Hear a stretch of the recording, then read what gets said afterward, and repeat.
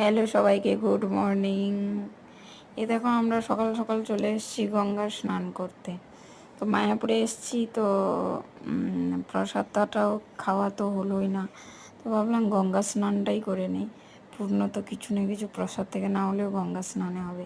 তো সবাই মিলে আসবো ভেবেছিলাম, কিন্তু আমাদের রুমের পেছনে, যেখানে আমরা রুমটা নিয়েছিলাম তার পেছনে গঙ্গা ঘাট ছিল। তো ঘাটে চলে এলাম, পেছন দিয়ে আমাদের রুমের পেছন দিয়েই রাস্তা ছিল গঙ্গা স্নানে করার জন্য, ঘাটে আসার জন্য। তো আমরা চলে এলাম স্নান করতে, কিন্তু কেউ আসেনি, দুটো ছেলে বা বোনের ফ্যামিলি কেউ এলো না।